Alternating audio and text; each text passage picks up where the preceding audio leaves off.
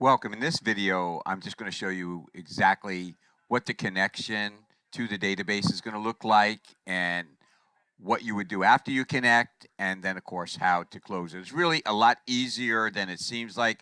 Remember, in your situation, because you're running your PHP code on one server and your database is going to be on another server, you're not going to actually create the connection that's going to work. It's going to error out, but that's okay. You want to make sure that you have the code correctly so that when you do have a database that's on the same server as your PHP and your actual server itself that's going to host it, then everything's going to work just fine. So don't worry about this top here. This is just the actual HTML code that's created when you do a new PHP file. So I'll do that right now. I'll just create new PHP.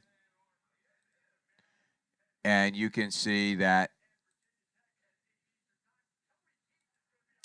it creates exactly this over here. So I'm going to get rid of that.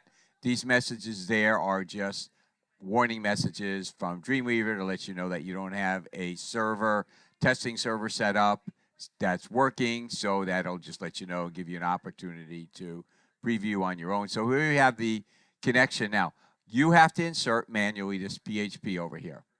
And so this is the opening tag, and this is the closing tag. It's a little bit differently than what your tags are, such as the head and the closing head over here. It needs to go inside the body.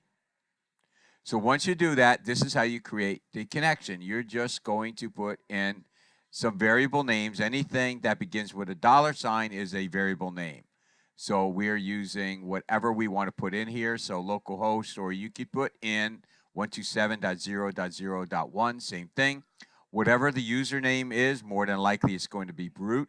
Whatever your password is, if you did not create a password, then you just do quote, quote. And whatever your database name is, whether it's IT438 or something else. This is what creates the connection. So this is a variable name that's being created, and this is the command that you actually use to create the connection.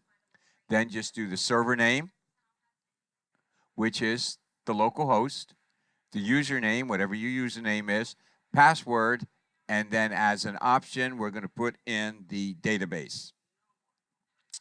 And if you have more than one database, then you definitely want to have this.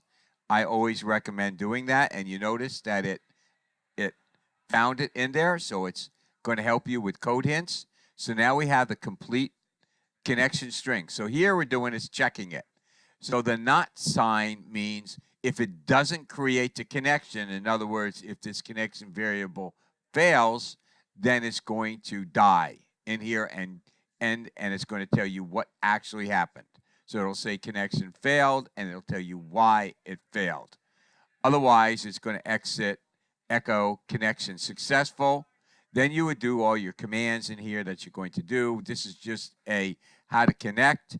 And then, of course, don't forget that close is always a good idea to close. Just like when you insert an external USB drive in your Windows, it's always a good idea to close the connection in there just in case you have some file open that could get corrupt while you're doing it.